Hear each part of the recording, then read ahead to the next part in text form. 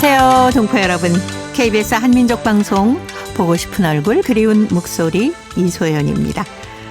요즘에 중국 연변에 관광객들의 발길이 끊이지 않고 있다고 합니다. 연변 하면은 뭐가 떠오르나요? 연변의 특산물인 사과배도 있고요.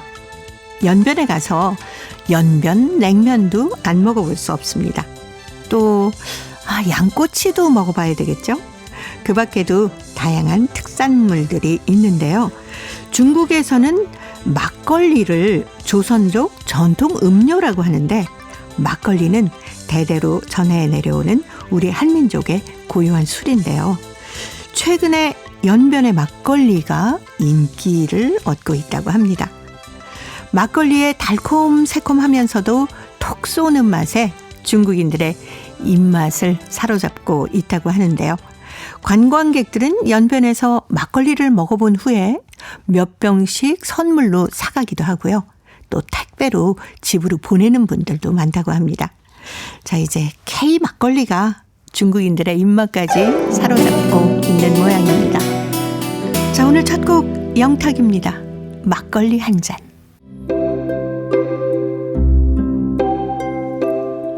동포 여러분의 편지 사연으로 함께합니다. 행복우체통. 화요일의 행복우체통은 홍익대학교 글로벌 경영학과 전춘아 교수님과 함께합니다. 어서 오세요. 안녕하세요. 연변에서 막걸리가 그렇게 인기라면서요? 그렇죠. 왜냐하면 근래에 와서 굉장히 많은 그 사람들이 연길로 이제 여행을 오거든요. 네. 연길도 어떻게 보면 중국에서 굉장히 인기 있는 네. 젊은 친구들 좋아하는 도시로 이제 손꼽히기 때문에 놀러 오면 뭔가 이렇게 연길 특산 같은 거를 좀 맛보게 되잖아요. 그렇죠. 네, 그중에 막걸리가 그 술이긴 술인데 어떻게 보면 농도가 너무 약하니까 네. 약간 음료처럼 친구들이 엮여가지고 느껴서 이 막걸리를 사 먹기도 하고 네. 또 막걸리를 선물로 붙이기도 하고 네. 인기가 대단합니다. 예, 그게 막걸리가 이렇게 발효된 거기 때문에 유산균도 많아서 건강에도 사실 좋거든요. 맞습니다. 많이 마시지만 않으면. 그리고 또 그 친구들이 입맛에 맞게 네. 그냥 일반 막걸리 맛이 아니라 막걸리를 보니까 뭐 망고 막걸리, 과일 막걸리, 예, 그다음 과일 우유 막걸리가- 막걸리. 우유 막걸리도 네. 있어요. 다양한 막걸리가 있는데 네. 2023년 보니까 온라인 막걸리 판매량이 세상에 52.64% 수준으로 크게 늘어난 거, 전년 대비. 네. 굉장히 많이 늘어나고 또 이제 사람들이 이제 연기를 놀러 오면서 다양한 막걸리를 보다 보니까 뭐 영상도 찍고 올리고 네. 이래서 또 막걸리 중에서 연변 관광 상품 대회 여기에서 엄마표 막걸리란 브랜드가 있는데 네네. 금상을 타고 네. 칠성 포차란 여기에서 우유 막걸리를 만들었다 합니다. 네. 사실 다음에 가서 저도 한번 마셔봐야 했는데 우유와 궁금하네요. 막걸리는 어떤 맛일까? 그게 은상을 받았습니다. 네. 그래서 이제 연기를 놀러 온다 그러면 막걸리도 꼭 사가야 된다. 근데 앞으로 보니까 뭐 우유 막걸리, 망고 막걸리, 뭐 청포도 막걸리 네. 굉장히 다양한 과일과 그 막걸리 같이 섞였으니까 그냥 느낌상 달달하면서 그렇죠. 약간 알딸알하는 그런 맛이 아닐까 싶습니다. 예, 한국에도 여러 가지 막걸리가 많아서 색깔별로 막 블루베리 막걸리, 뭐 네. 오미자 막걸리, 그래서 맞습니다. 색깔도 예쁘기 때문에 젊은 친구들이 아주 좋아하는 것 같더라고요. 저는 이제 그 중에서 뭐 밤 막걸리 있잖아요. 네. 그것도 생각보다 굉장히 달달하고 맛있더라고요. 그렇죠. 그래서 막걸리 마실 땐 보통 술이라는 생각보다는 뭔가 이렇게 건강식품이라 마시면서 또 약간 취하는 그런 기분 좋은 네. 느낌을 바란다 이런 생각이 듭니다. 그렇죠. 왠지 다른 그 독주보다는 훨씬 몸에 좋을 것 같은 생각이 들지 그렇죠. 않습니까? 이게 중국 술은 대부분 사실 식사 자리에서 네. 안주랑 같이 이제 먹어야 되잖아요. 그렇죠. 근데 막걸리 같은 경우에는 과일 들어가거나 약간 이게 도수를 낮추게 되면 사실 그냥 목마를 때 네네. 그냥 이렇게 한 잔 마시면 음료 같은 느낌. 저는 이제 한국에서 그 등산할 때 네. 2,000원 요즘은 사실 파는 게 없는데 2,000원짜리 막걸리 한 잔 있고 그다음 거기에 뭐 마늘종 같은 거 먹어도 되고 안 돼도 되는데 네, 간단한 안주처럼. 마시고 나면 갈증이 확 풀리면서 또 알딸딸하고 너무 좋더라고요. 지금 아마 연길에서도 그런 방법으로 마케팅하고 네. 있지 않을까. 이게 막 돌아다니다 보면 배는 안 고픈데 약간 뭘 마셔야 돼. 예. 콜라보다 뭐 이런 것보다는 훨씬 낫지 않을까 하는 생각이 그래서 듭니다. 젊은 친구들이 어떤 음료의 개념으로 막걸리를 받아들이고 있나 봅니다. 그렇죠. 친구들이 이제 물 마시거나 갈증이 있을 때 뭐 커피 마시거나 뭐 콜라 마시거나 탄산음료 마시는데 막걸리는 약간 한 끼 식사 같은 그 느낌도 들고 그리고 네. 또 아우, 유산 속도 발효식품이니까 든든하죠. 좋잖아요. 네. 어떻게 보면 정말 좋은 아이디어입니다. 네. 우리 동포분들도 한국에 오셔서 막걸리를 좀 즐겨 드시나요? 어떻습니까? 저는 일단 그 술이 약하다 보니까 네.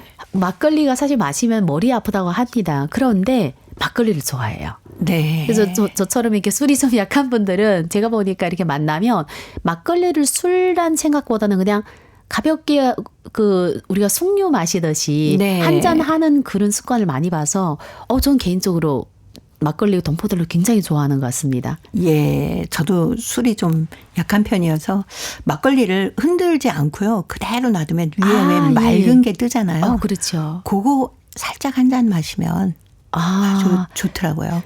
저는 사실 섞어서 마시긴 하는데 제 네. 아는 친구 중에는 그 친구는 위에 맑은 것만 좋아해요. 그래서 그거 맑은 걸 마시고 네. 나중에 밑에 거 먹는데 한번 따라 먹어봤거든요. 너무 깔끔하던데요. 그러니까요. 깔끔하면서도 소주보다는 훨씬 약하니까. 네. 어떻게 그리고 보면 향긋하기도 하고. 그렇네요. 다음에 또 한번 막걸리 얘기하니까 오늘 저녁 막걸리 한잔 해야 되겠습니다. 예.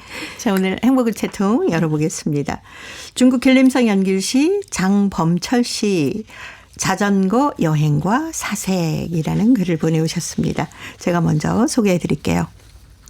현재 나는 소설 선과 모터사이클 관리술을 읽고 있다. 미국에서 오토바이, 즉 모터사이클을 타면서 한편으로 여행을 하면서 또 한편으로 철학적인 사고를 하는 주인공의 이야기를 읽는 도중에 절로 고개가 끄덕여질 정도로 공감이 가는 부분들이 많았다. 내가 2021년 4월에 고가의 여행용 자전거를 산 후 자전거를 타고 이리저리 많이도 다녔는데 지금까지 돈화만 제외하고 연변 땅을 전부 돌아다녔다고 해도 과장은 아닌 것 같다. 나는 또 걷기도 좋아해서 2020년에 연길에서 배낭 가방을 메고 10시간 걸어서 도문에 도착을 했는데 걸어서 하는 여행은 너무 느리고 김삿갓처럼 걸어서 팔도 강산을 다니기에는 이 세상이 너무 크고 우리의 인생이 너무 짧다. 자전거 여행은 너무 느리지도 않고 너무 빠르지도 않은 딱 알맞춤한 여행 방식인 것 같다. 자전거를 타다 보면은 길은 항상 올리막과 내리막길로 되어 있다.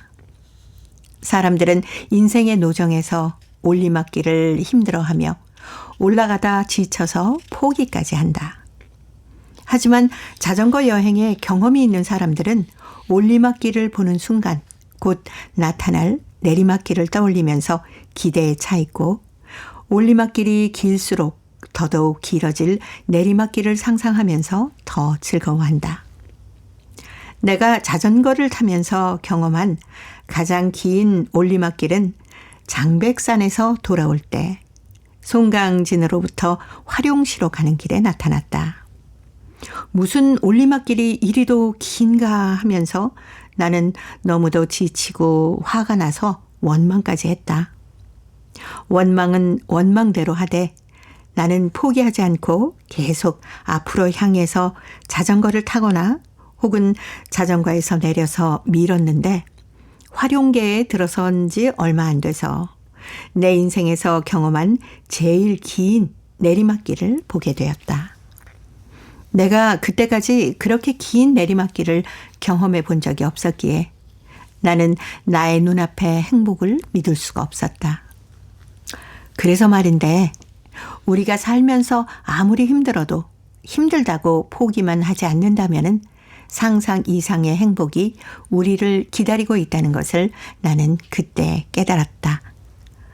나하고 1년 이상 함께 자전거 여행을 했던 나의 친구도 코로나 여파로 원래 하던 일이 타격을 받아 새로운 창업을 시도하면서 힘들게 보내고 있다. 힘들 때마다 그는 우리가 함께 자전거를 타던 때를 회억하면서 올리막이 있으면 무조건 내리막이 있다면서 자신을 고무 격려하고 있다. 하긴 나는 코로나로 인해서 9년 동안 생활했던 상해를 떠나 연길로 돌아왔고 직업 고민과 함께 좋아하던 여행도 마음대로 할 수 없어서 여러 가지로 답답해 있던 시기에 자전거 여행을 시작하게 되었다. 머리에 안전모를 쓰고 등에 배낭 가방을 메고 손에 자전거 장갑을 낀 후에 자전거를 타면서 얼굴에 스치는 바람을 느낄 때 일본의 미야자키 하야오 감독의 영화 바람이 분다의 프랑스어 대사가 생각이 난다. 바람이 분다. 살려고 애써야 한다. 라는 글이었습니다. 장범철 씨 책도 읽으시고 자전거 여행에 대한 얘기를 쭉 적어주셨는데 중국은 그렇지 않아도 자전거 많이 타죠? 자전거 왕국이죠. 요즘은 사실 좀 덜 타긴 하는데 네. 제가 이제 그 학교 다닐 때만 해도 그냥 자전거는 교통수단이거든요. 그냥 운동하려고 자전거 타는 그렇죠, 사람들보다 그렇죠. 네. 집집마다 자전거가 있고 아빠는 자전거 타고 출근하고 엄마도 자전거 타고 출근하고 아이가 어느 정도 되면 자전거를 타고 이제 학교 왔다 갔다. 그게 그냥 자전거를 탈 줄 모르는 사람 거의 없었던 것 같아요. 그렇죠. 예. 예. 근데 어느 순간 이제 자전거 타기가 힐링하는 여행이나 아니면 네네. 운동하는 이제 기구로 되고 자전거 길이 생기고 이게 차가 많아지니까 사람들이 네. 점점 교통수단을 더 편리한 걸로 바꾸다 그렇죠. 보니까 자전거 타는 게 어떻게 보면 기술적인 것이 되지 않았나 하는 생각이 듭니다. 네. 제가 1994년인가 그때 네. 할빈에 갔었거든요. 그때는 아마 길에 차보다 네. 자전거가 더 많지 않았습니까? 아침에 거의 출근 시간에 일어나서 이제 창문을 탁 열었는데 자전거 부대. 자전거가요. 온 도로를 꽉 채우고 있었어요. 맞습니다. 근데도 아주 질서정연하게 길을 네. 쫙 만들면서 가는 모습을 보고 입을 떡 벌리고 있었던 생각이 나네요. 저도 거의 학교를 그 대학원 졸업해서도 자전거를 타고 다녔거든요. 과외하거나 아니면 다른 뭐 대학에 가서 강의할 때도 그때 보면 특별히 출퇴근 시간 때는 정말 많은 자전거 속에 자전거 네. 타고 있는데 네. 저도 신기한 게 그 정말 많거든. 그래서 여기를 빠져나가서 내가 그 우회전 좌회전 할 수 있을까 하는데 정확하게 네. 이 빠져나가고 또 그렇죠. 누구도 부딪히지 않고 네. 넘어지는 경우도 종종 있지만 상당히 드뭅니다. 그래서 자전거를 저는 몇 학년부터 탔는가 하면 초등학교 때부터 대학원 졸업할 때까지 정말 엄청 열심히 잘 탔던 것 같습니다. 네. 그래서 저도 한참을 보면서 과연 저 자전거들이 제대로 갈까 했는데 너무 질서정연하게 그리고 특히 여자분들은 치마를 입고도 아니 어쩜 그렇게 자전거를 잘 타시는지. 그러니까 출퇴근할 지금은 네네. 뭐 내가 다른 옷을 하나 준비해서 가야지 하는데 네. 그게 아니라 뭐 아가씨라면 그래도 뭐 자기 몸만 딱 관리하면 그래도 치마 입고 자전거를 타는데 예. 저도 많이 그러긴 했습니다. 그리고 이제 아줌마들 같은 경우에는 사실 아이가 있잖아요. 그러면 앞에다 또 뭐가 차하고 네. 뒤에다 또 뭐 태우고 짐까지 싣고 그다음에 그러니까요. 자기가 출근할 복장을 입고 풍경이 좋았죠. 네. 근데 그게 참 건강하고 신선해 보였거든요. 네. 자동차가 많은 것보다는 훨씬 좋구나라는 느낌을 받았습니다. 자전거가 얼마나 많았으면 인도가 있고 자전거 길이 별도로 있었거든요. 네네. 그거는 거의 자동차 한 대 반 정도 들어갈 수 있는 길이라서 그 길에 자전거를 타고 또 넘어가고. 근데 제가 이제 베이징 대학교에서 한 1년 정도 공부한 적이 있는데 그 학교 안이 너무 크다 보니까 모든 학생이 자전거를 타고 이 교실에서 네. 다음 교실로 그렇죠. 이동을 하게 됩니다. 예. 몇만 대가 움직이니까 거기도 그런데 이제 사실 이 교내는 또 다른 데가 달리 이렇게 쭉쭉 뻗은 길이 아니잖아요. 네. 그럼에도 불구하고 잘 타고 다니더라고요. 그러니까요. 참. 근데 오늘 편지를 주신 장범철 씨는 뭐 운동도 할 겸 자전거로 여행을 됐다라고 하셨는데 저는 이 글 중에서 자전거뿐만이 아니라 우리 인생에도 이 오르막길이랑 내리막길이 있구나 하는 것을 다시 한번 느꼈어요. 네. 그리고 저는 마지막 글이 너무 와닿는데 그 일본의 미야자키 야하야호 감독님이 말씀하신 네. 그 바람이 분다. 살려고 애써야 한다. 네. 굉장히 네. 큰 의미를 갖고 있는 자전거 탈 때 이야기죠. 사실 그런 게 있거든요. 네. 막 타는데 바람 얼굴 스치는 거 너무 좋아요. 근데 가끔은 좀 길다 싶으면 힘들어요. 힘든데 가야 됩니다. 그렇죠. 그리고 오르막길은 특히 또 힘들게 올라가지만 내리막길에 아주 그냥 편안하게 편안하게, 내려오지 네, 않습니까? 맞습니다. 그게 우리네 인생도 똑같구나 하는 것을 다시 한번 느끼면서 아유, 우리 범철 씨 덕분에 오늘 인생에 대해서도 생각할 수 있었고 자전거 타고 요즘에 뭐 같이들 동호회에서 많이 하죠. 굉장히 많이 다니시더라고요. 저는 그것도 좋은 것 같아요. 어떤 동호회는 자전거만 이제 그 네네네. 어려운 그 코스를 타는 경우도 있고 또 제가 아는 한 분은 자전거를 타고 한국 분인데 각 지역에 있는 300년 이상 된 네. 나무를 안고 그다음 그 나무에서 길을 받습니다. 그래서 근데 그것까지 갈 때는 자전거를 차에다 태우고 갔다가 그 지역부터는 타는. 저는 그것 때문에 그 남한산성 카페 사장님인데 그것 때문에 자주 가게 돼요. 네, 그리고 그쪽에도 작품도- 자전거 타고 오시는 분들 많으시잖아요. 거기는 일반 사람은 자전거 타기 힘들고 거의 네. 전문 수준인 분들이 그렇죠, 자전거 타고 그렇죠. 이제 오는 동호회가 많죠. 그러다 보니 어떻게 보면 자전거로 힐링하고 자전거로 네. 여행을 하고 자전거로 제2 인생 쓰는 분들이 많지 않나. 저도 이제 좀 지나면 저도 자전거 타고 저 여행을 해볼까 하는 생각은 좀 있습니다. 네, 장범철 씨. 코로나19 때문에 자전거 여행을 함께하던 친구 여러 가지 어려움에 처해 있고 하지만 내일의 희망을 갖고 열심히 일을 하고 있다 하셨는데 저희도 열심히 응원해 드리도록 하겠습니다. 정인과 게리가 노래합니다. 자전거.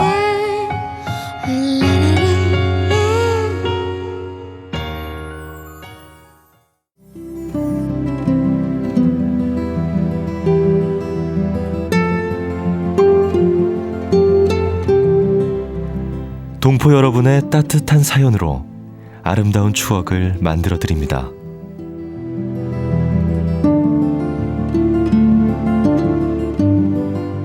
보내실 곳은 대한민국 서울특별시 영등포구 여의공원로 13 KBS 한민족 방송 보고 싶은 얼굴 그리운 목소리 담당자 앞이고요. 인터넷 주소도 알려드립니다. KBS 홈페이지 www.kbs.co.kr에 접속하신 다음 라디오, 한민족 방송, 보고 싶은 얼굴 그리운 목소리를 순서대로 클릭하신 다음 청취자 참여 코너에 글을 남기시면 됩니다.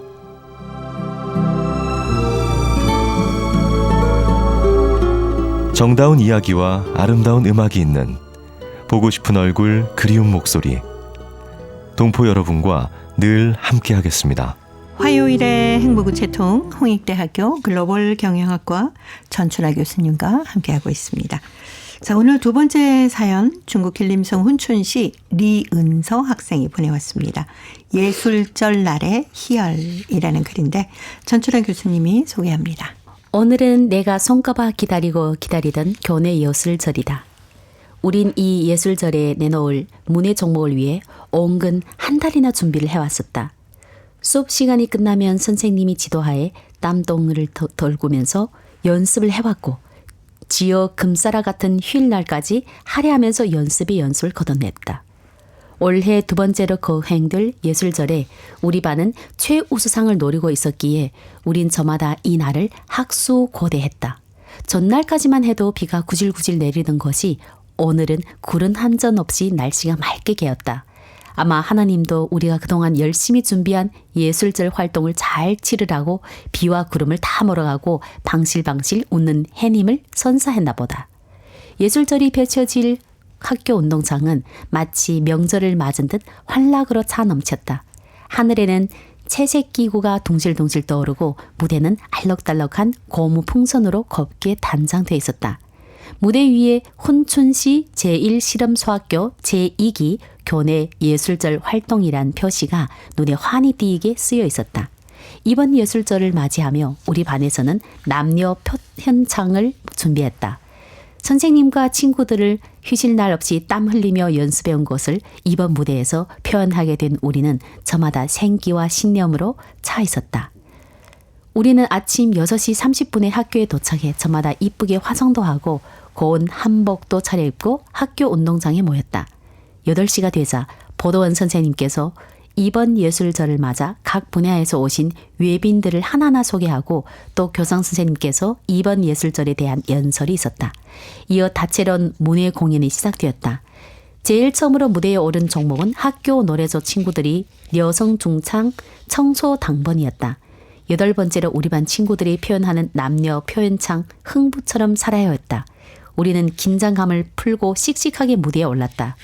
우리는 평상시 선생님께 지도하신 대로 줄을 잘 맞추고 동작도 일치하게 표현했다. 마음과 힘을 다 바쳐서 표현한 한 셈이다. 이렇게 표현한 바람으로 이번 예술절에서 우리 반급은 자랑차게도 최우수상을 받았다. 최고의 월계관이었다. 상을 받는 우리는 마치도 세계 무대에서 상을 받는 것처럼 만큼이나 자랑스럽고 기뻤다. 정말 땀동이를 쏟아부은 보람이 났다. 노력의 단맛을 보여주고 땀동이의 대가를 인정해주는 한편 우리들이 장기와 자신심을 보여주는 예술절이어서 너무 좋았다. 네. 리은서 학생 교내 예술절 얘기를 쭉 적어왔습니다.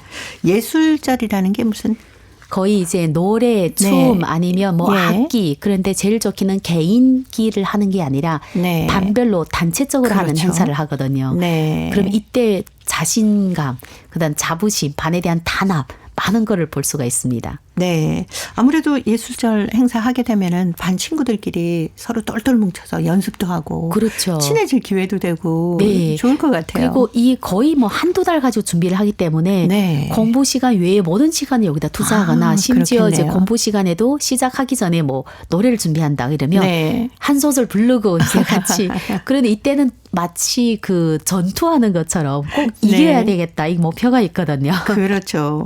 특히 또 은서 반이 최우수상을 받았다고 하니까 그러니까요. 얼마나 좋았을까요? 막 폴짝폴짝 뛰었을 것 같습니다. 다들. 그래서 최우수상을 받기 위해서도 얼마나 피나는 노력을 네. 했겠습니까? 예. 자랑스럽네요. 예. 자, 동포 여러분, 지금 교내 예술제라고 했는데 보통 우리가 얘기하면 뭐 학예 발표회 뭐 네. 이런 거 비슷한 맞습니다. 거죠. 그러니까 교내이기 때문에 한국에서 얘기하면 학예 발표회처럼 네. 열심히 단합해서 해주는 그 대신 이제 노래, 춤, 뭐 악기로 이렇게 하니까 네. 많은 걸 배우고 많은 걸 자신감을 얻게 하는 예술절이라 생각하면 됩니다. 네. 그리고 부모님도 다 이렇게 함께 와서 보고 우리 박수도 어릴 보내주고 때는 하시나요? 사실 운동회처럼 밖에서 했기 때문에 네. 부모님들을 초대를 했거든요. 근데 기존에 와서는 어떻게 진행하는지 모르는데 아마 제가 이제 학부모라면 그날에 네. 월차 날짜라도 가지 않았을까 합니다. 그렇죠. 열심히 한 우리 딸 또 친구들에게 많은 박수 보내주셨을 겁니다. 산울림이 불러주는 개구쟁이 들으면서 홍익대 글로벌 경영학과 전춘아 교수님과는 다음 주에 또 뵙도록 하겠습니다. 고맙습니다. 감사합니다.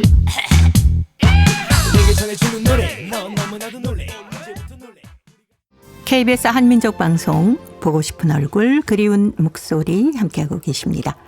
동포통신원들과 전화를 연결해서 여러분 계신 곳에 새로운 소식을 전해드립니다. 통신원 리포트인데요. 오늘은 중앙아시아 카자흐스탄 그리고 러시아 살린 지역의 소식 준비합니다. 먼저 카자흐스탄의 김상욱 통신원 만나보겠습니다. 김상욱 통신원 안녕하세요. 예, 안녕하세요. 네, 반갑습니다. 네, 반갑습니다. 한국의 싱어송라이터 가수가 카자흐스탄의 공화국 궁전에서 단독 콘서트를 열었다면서요? 예, 카자흐스탄 가수들도 꿈꾸는 공화국 궁전 무대에서 K-팝 콘서트가 열렸습니다. 그 주인공은 카자흐스탄을 중심으로 러시아어권 국가에서 큰 인기를 끌며 활동해온 싱어송라이터 송원섭 씨인데요. 그의 알마티 콘서트가 최근 공화국 궁전에서 성황리에 개최되었습니다. 이미 작년부터 카자흐스탄의 여러 도시들을 돌면서 자신의 투어 콘서트를 진행했던 그는 이날 공화국 궁전 무대에 이제 올랐습니다. 알마티에서 가진 거의 두 번째 공연이기도 했는데요. 네. 이날 콘서트에는 알마티와 또 가자의 현지 팬들뿐만 아니라 러시아에서 온 팬들도 함께 했습니다. 카를르가시라는 가자의 곡으로 시작된 이날 공연에서 가수 송원섭 씨는 가자 민족의 영혼을 울리는 악기로 잘 알려진 돈브라를 직접 연주하면서 사근 세레나다스라는 가자 노래를 불러서 큰 박수를 받았습니다. 네. 송원섭 씨는 가자 곡 3곡을 더 부른 뒤에 자신의 히트곡 이치아드 마지막이라는 노래를 부르면서 무대 아래 객석으로 내려와서 환호하는 관객들과 호흡을 맞췄고요. 미리 준비한 자신의 최신 앨범을 관객들에게 선물했습니다. 이어서 그는 소련의 페레스트로이카 정책이 추진될 당시 러시아의 시대 정신을 노래했던 고려인 가수 빅토르 최의 노래 뻐꾸기, 혈액형, 8학년 학생 등을 불러서 관객들의 큰 호응과 박수를 받았습니다. 네. 자, 그런데 이렇게 송원섭 씨가 공화국 궁전에서 콘서트를 개최할 정도로 카자흐스탄 팬들에게 인기가 높은 비결이 뭡니까? 예, 그럼 한마디로 이 유튜브의 힘이라고 할 수 있는데요. 네. 송원섭 씨는 몇 년 전 우연히 러시아 유튜브 영상을 보고요. 댓글을 달았다고 합니다. 그리고 러시아 곡을 이제 커버를 했는데 며칠 만에 구독자가 갑자기 늘어나는 경험을 했다고 합니다. 그리고 또 우연히 홍대 근처에서 10만 러시아 유튜버를 알게 되었고요. 네. 그리고 그 친구가 리액션 컨텐츠를 하라는 얘기를 그 친구로부터 들었다고 합니다. 결국 유튜브를 통한 송원섭 씨의 이런 활동 때문에 러시아 어권에서 인기가 높아진 것 같다고 그가 직접 말을 해주었습니다. 그런 인연으로 인해서 2019년 모스크바 콘서트를 하게 되었고요. 그리고 이제 코로나 팬데믹으로 잠시 중단되었지만 작년 2023년엔 카자흐스탄 콘서트 투어를 할 수 있게 되었습니다. 또한 고려인 가수 빅토르 최에 대해 이제 알게 되면서 그 자신이 카자흐스탄에 더욱 빠져들기 시작했다고 합니다. 네. 그전에는 빅토르 최에 대해서 사실 전혀 몰랐던 그는요. 빅토르 최가 당시 러시아 사회 분위기를 대변한 가수였다는 걸 알게 된 후에 그의 노래에 관심이 갔다고 하는데요. 한국어로 번역해서 부르기보다는 러시아 원어 그대로 부르는 게 낫다라고 생각을 했다고 합니다. 제가 이제 이날 그 공연에 앞서서 대기실에서 이제 송원섭 씨를 잠깐 인터뷰를 했는데요. 네. 가수 송원섭 씨는 이 작년 콘서트와 비교가 안 될 정도로 큰 무대에 서는 만큼 이번 콘서트를 준비하는 저희 마음가짐도 달라졌습니다라고 말을 했고요. 특히 카자흐스탄의 국민 가수 카즈벡 쿠라이너 씨가 게스트로 참여해 주셔서 영광스럽다라고 공연 소감을 밝혔습니다. 예. 자, 카자흐스탄 소식 오늘 여기까지 듣겠습니다. 김상욱 통신원이었습니다. 소식 감사합니다. 네, 감사합니다. 자, 이어서 러시아 사할린으로 가봅니다. 배순신 통신원 만나보겠습니다. 배순신 통신원, 안녕하세요. 네, 안녕하세요. 반갑습니다. 네, 반갑습니다. 러시아 톰스크시에서 아마추어 예술단하고 아티스트들의 기업 축제가 열렸다고 하는데 어떤 축제였습니까? 네, 지난 4월 6일부터 11일까지 톰스크시에서 가스톰스크 유한회사가 주최하는 새로운 이름 제10회 아마추어 예술단과 아티스트들이 기업 축제가 열렸는데요. 행사에는 14개 지역을 대표하는 1000여 명의 예술가들이 참가했습니다. 이들은 이틀간 경연을 치르며 18개 부문, 솔로 안sam블, 보컬, 에스트라다, 폴크, 재즈, 클래식, 무용, 에스트라다, 민속, 볼룸 댄스, 클래식 무용, 폭 댄스, 소코스, 음악 연주 등에서 재능을 발휘하였습니다. 우수한 실력을 보여준 참가자들은 갈라 공연에 참가하여 멋진 무대를 선보였는데요. 갈라 공연 참가자 팀 중 사할린을 대표한 사할린 한인문화센터 소속 하늘타기 팀도 있었습니다. 8명으로 구성된 팀은 손천석 당장 지도하에 휘머리를 연주하여 2등을 차지했습니다. 정말 대규모 축제였습니다. 우리는 갈라 공연에 참가하게 되었는데 무대를 준비하면서 이름난 무대 감독들과 일할 수 있어서 영광이었습니다.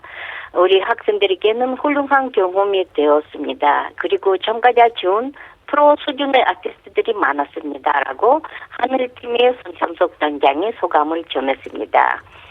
경연, 공연 외에도 축제 참가자들은 덤스크의 여러 곳을 견학하며 다양한 활동 교실에도 참가했습니다.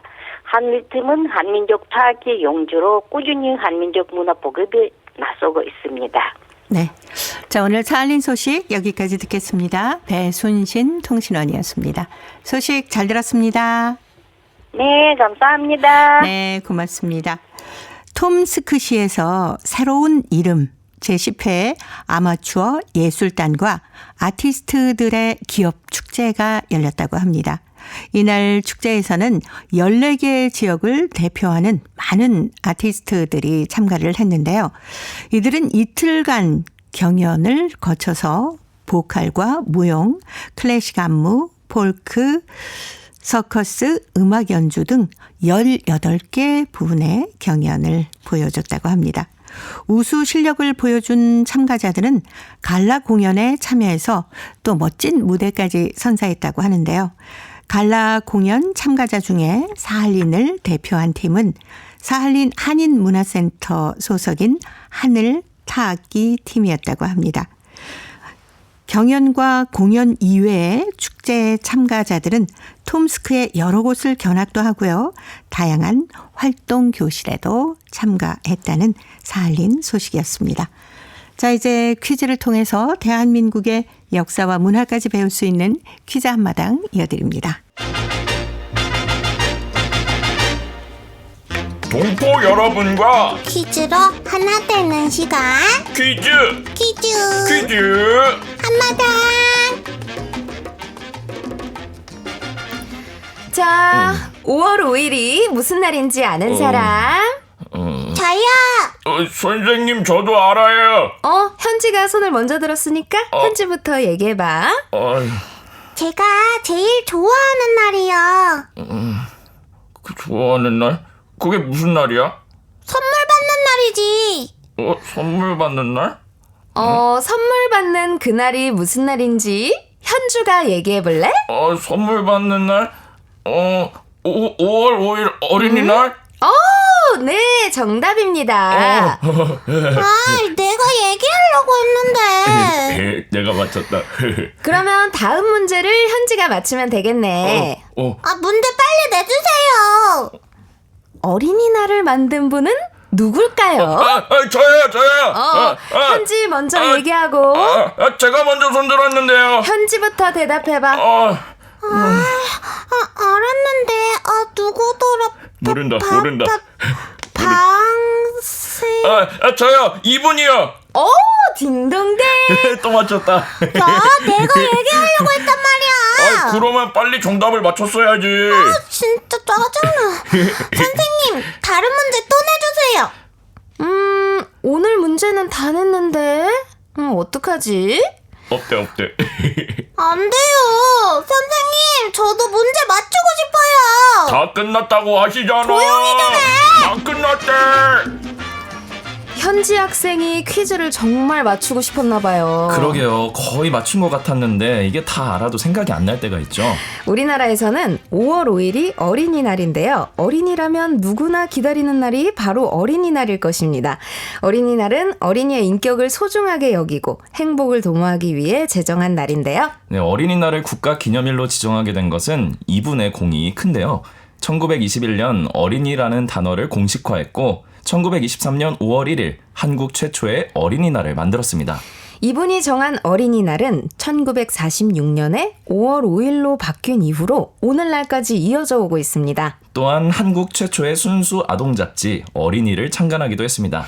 이분의 호는 소파인데요. 독립운동가이자 아동문화운동가, 어린이 교육인, 사회운동가이며 어린이날의 창시자이기도 합니다. 그는 어린이는 보호받아야 하는 존재임을 한국 사회에 가르친 분인데요. 한국 어린이들의 영원한 대부입니다. 자, 여기서 문제 나갑니다. 5월 5일이 어린이날인데요. 이분은 한국 최초의 어린이날을 만들었습니다. 호는 소파이고 어린이들의 영원한 대부로 불리는데요. 이분은 누구일까요? 자, 보기 드립니다. 1번, 방정환, 2번, 방탄소년단, 3번. 방실이. 정답을 보내주신 분 가운데 일주일에 한 분 추천해서 소정의 상금이나 상품을 보내드립니다. 퀴즈 한마당 지금까지 성우 이현주 최현지였습니다. 감사합니다. 어린이를 잘 자라게 하는 것이 독립운동이다. 하늘 같은 어린이를 위해 평생을 바치리라. 이렇게 생각한 이분은 어린이라는 말을 처음으로 사용을 했고요. 어린이에게 존댓말 쓰기 운동을 했습니다. 그 시절에 이런 생각을 했다니 정말 대단하신 분이죠. 또 어린이들이 읽을 책이 없다는 것을 알고요. 외국의 재미있는 책을 번역해서 소개를 하기도 했는데 그렇게 처음으로 낸 책이 바로 사랑의 선물입니다. 또 어린이라는 잡지도 만들면서 어린이를 생각하는 마음이 아주 컸던 이분은요. 끊임없는 강연회, 또 동화대회, 라디오 방송들을 통해서 어린이의 지위를 높이는 일에 앞장을 섰습니다. 우리들의 어린 시절을 아름답게 만들어주신 이분께 언제나 존경과 감사의 마음을 보내게 됩니다. 동포 여러분께서는 어린 시절 어떻게 보내셨습니까? 어린 시절의 추억도 행복우체통으로 보내주세요. 정답은 이미 찾으셨을 겁니다. KBS 홈페이지에 접속하신 다음에 라디오 한민족 방송 보고 싶은 얼굴 그리운 목소리를 순서대로 누르시면은 청취자 참여란이 있습니다. 여기에 정답도 적어주시고 또 행복우체통에 사연도 많이 보내주세요. KBS 콩으로 정답을 보내실 때는 잊지 마시고요. 연락 가능한 연락처를 꼭 남겨주시기 바랍니다. 여러분의 많은 참여 기다립니다. 고려인들의 역사를 재조명하고 그들의 삶의 애환을 살펴보는 시간입니다. 고려인 이야기. 사단법인 고려인 마을 역사유물전시관의 김병학 관장님 전화로 만나보도록 합니다. 관장님 안녕하세요. 예, 안녕하십니까. 지난 시간에 저희가 레닌 기치에서 우리의 순수한 한글 문학이 명맥을 유지하고 정말 질적으로 많은 좋은 작품들이 나왔다라는 얘기까지 들어봤습니다. 그런데 이 고려인 한글 문학계가 1950년대 후반에 위기를 맞게 됐다고 하는데 이건 또 무슨 얘기인가요?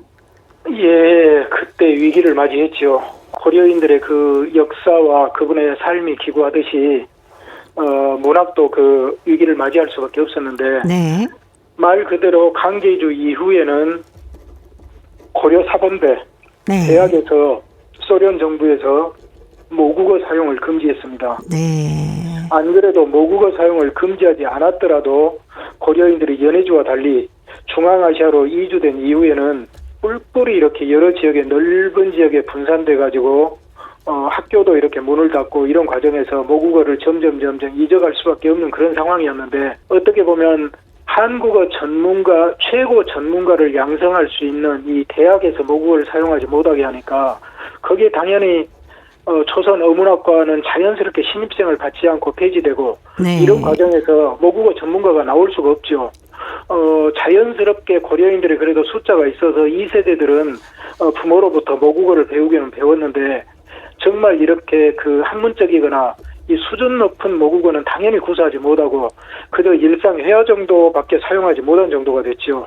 그러다 보니까 1세들로만 유지됐던 신문사, 더구나 신문사 기자는 훌륭한 이렇게 글로 써야 되니까 이건 더 이 수준 높은 능력을 요구하죠. 네. 언어가 아니고.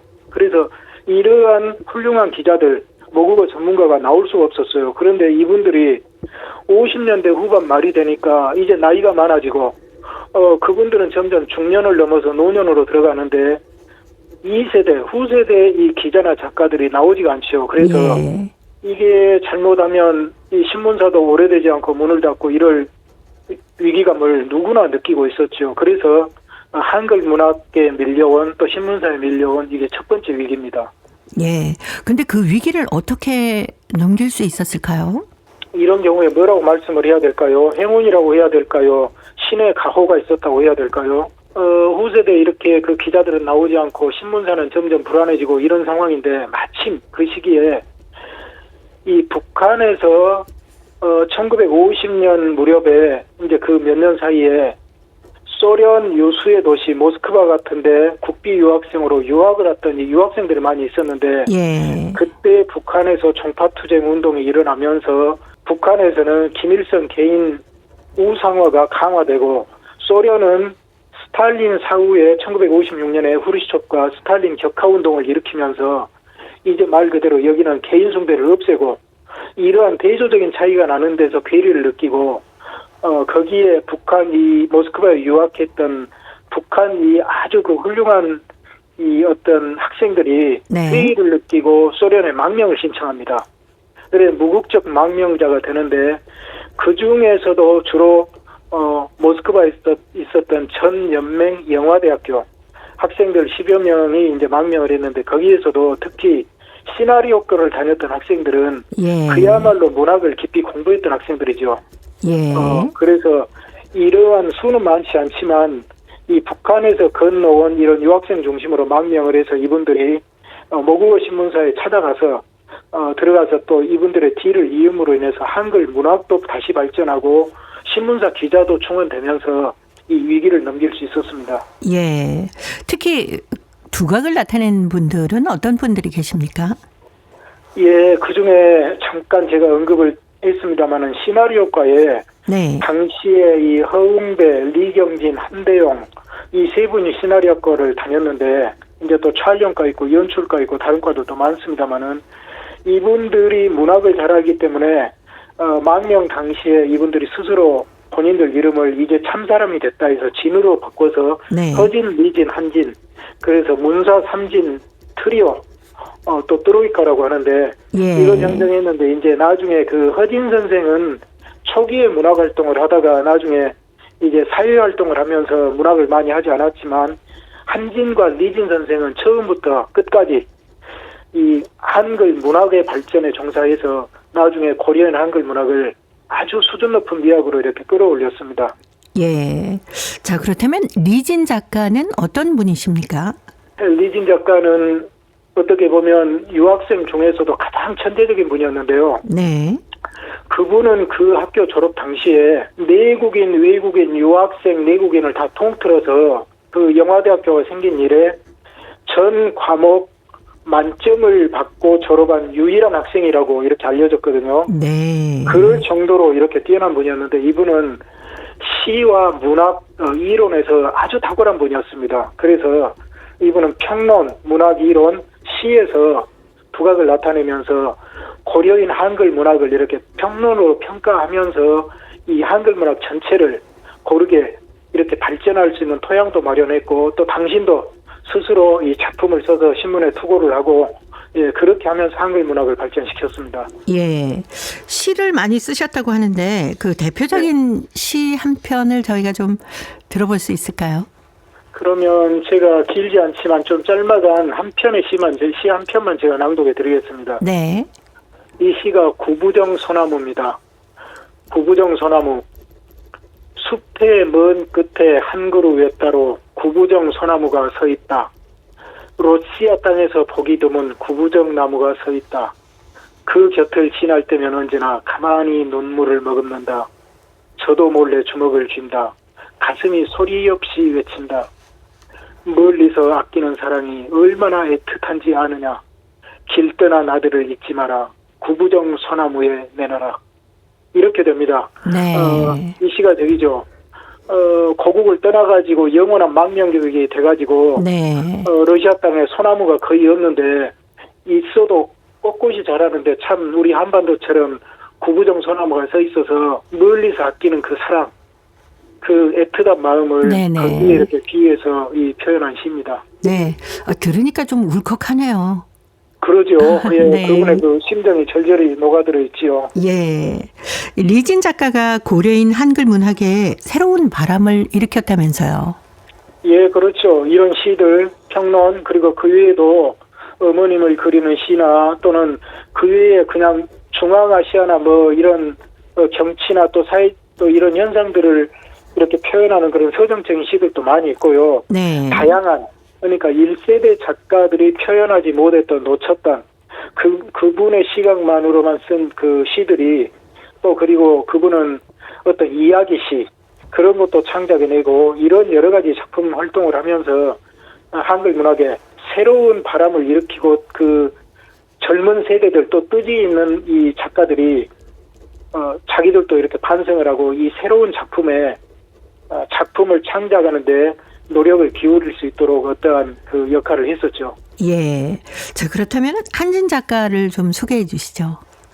예, 한진 작가는 리진 작가와 둘도 없는 친구였으면서 또 같이 한글 문학을 이렇게 발전시킨 고려 극장의 유일한 프로극 작가라고 할 수 있는데 이분은 시는 쓰지 않고 소설, 단편 소설과 희곡 이것만 쓰면서 오직 이분은 이 두 가지 작품으로 목숨이 다하는 날까지 네. 이분은 헌신을 해서 정말 훌륭한 희곡 작품들을 많이 남기셨고 또 아주 뛰어난 중편 단편 소설들을 많이 남겼습니다. 예. 고려극장에서도 활동을 하지 않으셨습니까? 고려극장에서 활동했죠. 이분이 처음에는 신문사 들어가서 일을 한 1년, 2년간 하셨는데 네. 이 문예부에서 일을 하셨는데 이분은 영화대학 시나리오과를 졸업했기 때문에 그분부터 네. 늘 연극에 있었어요. 그리고 그 연극에서도 표현하고 싶은 게 뭐랄까요. 우리 한반도 전쟁을 직접 경험하고 또 망명객이라 네. 한반도 통일에 대한 꿈을 버리지 않았어요. 그래서 이분은 늘 그걸 생각하다가 이분의 그 단편 소설 작품들도 여러 편이 그리고 이분의 마지막 이곡 작품도 한반도의 어떤 평화로운 통일, 화해 네. 이런 것을 참 독특한 시각으로 쓴 작가죠. 예. 자, 고려인 이야기. 오늘은 고려인 한글 문학 2세대 작가인 리진 작가, 한진 작가, 그리고 허진 작가에 관한 이야기 들어봤습니다. 오늘도 사단법인 고려인 마을 역사유물 전시관의 김병학 관장님이었습니다. 다음 주에 또 뵙겠습니다. 네, 감사합니다. 네, 고맙습니다. 자, 오늘도 보고 싶은 얼굴 그리운 목소리 함께해 주신 동포 여러분 고맙습니다. 저는 내일 이 시간 다시 찾아오겠습니다. 안녕히 계십시오.